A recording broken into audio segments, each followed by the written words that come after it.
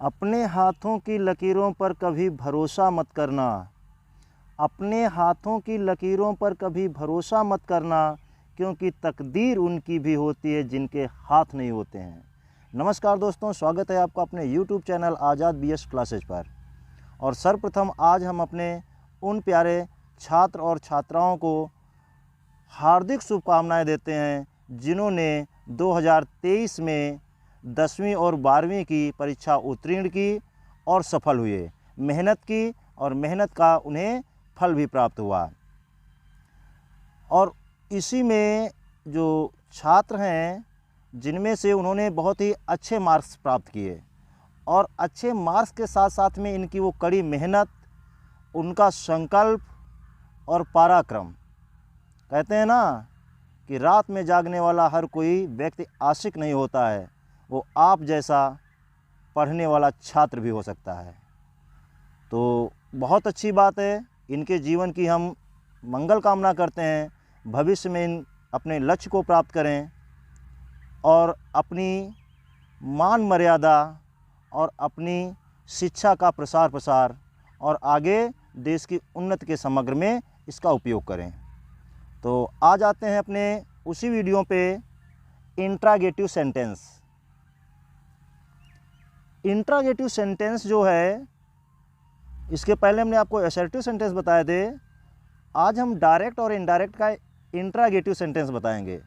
और interrogative sentence का मतलब होता है प्रश्नवाचक वाक्य। इसमें प्रश्न होते हैं, प्रश्न पूछे जाते हैं, और प्रश्न, इसी को हम इंट्रागेटिव सेंटेंस को कहते हैं प्रश्नवाचक वाक्य। तो यहाँ पर अगर हम डायरेक्ट इनडायरेक्ट को देखते हैं तो इंट्रागेटिव सेंटेंस जो हैं वो दो प्रकार के होते हैं। एक तो फर्स्ट टाइप का होता है और दूसरा जो होता है सेकंड टाइप का होता है। तो फर्स्ट टाइप में अगर हम देखते हैं तो फर्स्ट टाइप में हेल्पिंग वर्ब से स्टार्ट होते हैं, यानी कि फर्स्ट टाइम में हमारे जो रिपोर्टेड स्पीच होगा वो हेल्पिंग वर्ब से स्टार्ट होगा। हेल्पिंग वर्ब इसके पहले आपने पढ़े हैं असर्टिव में। हेल्पिंग वर्ब जो है वो इसमें वाक्य के शुरुआत में देखने को मिलेगा, जबकि हम असर्टिव सेंटेंस में देखते थे सब्जेक्ट होता था, उसके बाद में हेल्पिंग वर्ब होती थी। लेकिन यहाँ पर हम रिपोर्टेड स्पीच को जैसे ही हम देखेंगे तो ये रिपोर्टेड स्पीच के जस्ट शुरुआत में ही लगा होगा। इसको बनाने के लिए हम करते क्या है, अब देखिए, ये देखिए जितने भी हैं सेंटेंस ये यूपी बोर्ड में पूछे गए हैं, बार बार पूछे जाते हैं। तो जैसे यहाँ पर देख रहे हो, Hari said to me can you spare some money for me. तो देखिए यहाँ पे कैन हेल्पिंग वर्ब है, ऑक्सिलरी वर्ब है। और यहाँ पर देखिए ये भी आपका हेल्पिंग वर्ब है। यहाँ पर डू देखिए ये भी हेल्पिंग वर्ब है। यहाँ पर इज देखिए हेल्पिंग वर्ब है। तो ये आपको हेल्पिंग वर्ब से स्टार्ट होंगे। सेंटेंस कैसे होंगे? हेल्पिंग वर्ब से स्टार्ट होंगे। यानी कि जैसे ही हम रिपोर्टेड वर्ब के बाद में रिपोर्टेड स्पीच में जाएंगे तो ये हेल्पिंग वर्ब से स्टार्ट होंगे। जैसे नियम ये कहता है, जब डायरेक्ट स्पीच में ऐसे प्रश्न हो जिनका उत्तर यस या नो में दिया जा सके। अब देखिए, यस या नो में उत्तर दिया जा सके। जैसे हमने आपसे पूछा आपने खाना खाया, तो आप कहेंगे यस। देखो यस में आ रहा है। अगर हम आपसे पूछें आपका नाम क्या है, तो क्या यस कहोगे? नहीं, अपना नाम बताओगे। तो दो टाइप के ये होते हैं। तो यहाँ पर कह रहा है जब डायरेक्ट स्पीच में ऐसे प्रश्न हो जिनका उत्तर यस या नो में दिया जा सके, अर्थात रिपोर्टेड स्पीच किसी सहायक क्रिया is, are, am, was, were, do, does, did, shall, will, has, have, had, can, may, might और अन्य भी हैं आदि से शुरू हो, तो इनडायरेक्ट स्पीच को कंजक्शन जो कनेक्टिव वर्ड होता है उसे हम इफ या वेदर लगाते हैं। अब देखिए यहाँ पे इसके बाद में हम वाक्य को असर्टिव बनाते हैं। उसके बाद में क्या करते हैं? वाक्य को असर्टिव बनाते हैं। अब जैसे ही हम देखेंगे, यानी कि यहाँ पे कॉमा, इन्वर्टेड कॉमा हटा देंगे और उसकी जगह पर क्या लिखेंगे? इफ या वेदर। इफ का प्रयोग हम सामान्य तौर पर करते हैं और वेदर का प्रयोग हम ऑप्शन की जगह पे कर लेते हैं। और वाक्य को हम असर्टिव बनाते हैं। जहाँ पर ये प्रश्नवाचक चिन्ह होता है वहाँ पे हम फुल स्टॉप लगा देते हैं। तो इस तरीके से हम सेंटेंस को कंप्लीट कर लेते हैं। अब देखिए, जैसे हम सेंटेंस लिख रहे हैं और सेंटेंस को जैसे ही हम बनाएंगे, तो पहला सेंटेंस आप देखिए, तो सेंटेंस जैसे यहाँ पर देखिए, she said to me, she said to me. अब जैसे ही हम यहाँ पर देखेंगे, ये हमारा रिपोर्टेड वर्ब है, शी सेड टू मी, ये हमारा रिपोर्टेड वर्ब है। अब देखिए ये वाक्य जो हमारा इन्वर्टेड कॉमा के बाद में है, ये देखिए हेल्पिंग वर्ब से स्टार्ट हो रहा है। अभी हमने कहा हैज, हैव, हैड, ये हेल्पिंग वर्ब से स्टार्ट होगा। तो देखिए यहाँ पर ये हैव से स्टार्ट हो रहा है। जब हैव से स्टार्ट हो रहा है तो ये हमारा सेंटेंस जो है फर्स्ट टाइप में है, और हम फर्स्ट टाइप को ही यहाँ पे लर्न कर रहे हैं। तो अब देखिए, she said to me have you gone to London. अब समझ लीजिए, सेड को हम यहाँ पर जो चेंज करेंगे उसको समझ लीजिए। सेड को हम बदल सकते हैं यहाँ पे, जैसे जहाँ पे सेड होगा वहाँ पे हम आस्क्ड में बदल देंगे। क्या में बदलेंगे? आस्क्ड में। सेड को आस्क्ड में बदल देंगे, या फिर इंक्वायर्ड में बदल देंगे। तो इन सेंटेंसों को हम आसानी के साथ कंप्लीट कर लेंगे। अब देखिए यहाँ पे हम इनडायरेक्ट को, तो देखिए शी आस्क्ड मी, टू को रिमूव कर देते हैं, तो शी आस्क्ड मी। अब लगाएंगे कंजक्शन। अब कंजक्शन क्या लगाएंगे? इफ। कंजक्शन क्या लगाएंगे? इफ लगाएंगे। तो इफ, अब देखिए यहाँ पे यू है, यू जो है ये सेकंड पर्सन का है, सब्जेक्ट है, तो सेकंड पर्सन का हम ऑब्जेक्ट के अनुसार बदलते हैं। तो ऑब्जेक्ट यहाँ पर क्या है? मी है, तो हम लिखेंगे यहाँ पे आई, तो हो जाएगा आई। यहाँ पर देखिए हैव है, तो टेंस बदल जाएगा तो हैड हो जाएगा। If I had gone to London, ये हमारा इनडायरेक्ट बन गया। इस तरीके से ये सेंटेंस हमारा कंप्लीट हो गया।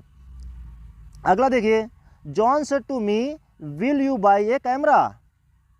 John said to me will you buy a camera. अब देखिए यहाँ पर will say shell, will, can, तो ये जो हेल्पिंग वर्ब हमारी हैं, तो यहाँ पर देखिए ये हेल्पिंग वर्ब से फिर स्टार्ट है, तो इसको भी हम लिखेंगे John asked me. John asked me if. अब देखिए यहाँ पे यू है, यहाँ मी है, तो सीधा सा आई हो जाएगा, तो हो जाएगा आई। अब यहाँ पे विल है तो वुड में बदल जाएगा, I would buy a camera. अगला देखिए, he said to me are you waiting for me. अब समझिए यहाँ पर आर से स्टार्ट है, यानी कि ये प्रेजेंट कॉन्टिन्यूअस का है, तो इसको हम बनाएंगे तो लिखेंगे ही आस्क्ड मी। सेड है तो सेड को आप आस्क्ड के यहाँ पे आस्क्ड कर दीजिए, ही आस्क्ड मी, सीधे तौर पे आ जाएगा। अगर यहाँ पे सेड रखना चाहते हो तो सेड ही हो जाएगा। तो he asked me are you waiting for me. अब देखिए यहाँ पे टू मी सेड है, तो देखो यहाँ पे इसको रिमूव नहीं किया गया, तो ये हो जाएगा ही asked me if I was waiting for him. देखो सेड को क्या करेंगे? आस्क्ड में बदल देंगे, टू को रिमूव कर देंगे, मी हो जाएगा, तो ये हो जाएगा ही आस्क्ड मी इफ। अब यहाँ पर देखिए यू है, यू सेकंड पर्सन का है, तो किसके अनुसार बदला जाएगा? ऑब्जेक्ट के अनुसार। ऑब्जेक्ट यहाँ पे मी है, तो यहाँ पर क्या हो जाएगा? आई। यहाँ पे आर है, तो यहाँ पे वाज हो जाएगा, वा के असर्टिव हो जाएगा, तो I was waiting for him. इस तरीके से ये कंप्लीट हो जाएगा। उसके बाद में देखते हैं, she said to me where were you driving a car. She said to me, उसने मुझसे कहा, were you driving a car, क्या तुम कार चला रहे थे। अब देखिए यहाँ पे शी आस्क्ड मी इफ लगा देंगे। अब यहाँ पर देखिए यू है, यहाँ पे मी है, फिर यहाँ पे बदल जाएगा, आई में बदल जाएगा, तो जाएगा। और यहाँ पर देखिए पास्ट कॉन्टिन्यूअस है, क्या है ये? Past continuous. और पास्ट कॉन्टिन्यूअस को पास्ट परफेक्ट कॉन्टिन्यूअस टेंस में बदल देते हैं, तो यहाँ पर पास्ट परफेक्ट कॉन्टिन्यूअस में चला जाएगा, if I had been driving a car. तो इस तरीके से हमारा सेंटेंस कंप्लीट हो जाएगा। अदर में देखते हैं, तो जैसे यहाँ पे हमने सेंटेंस लिखा है the lady said to the girl, तो यहाँ पे द लेडी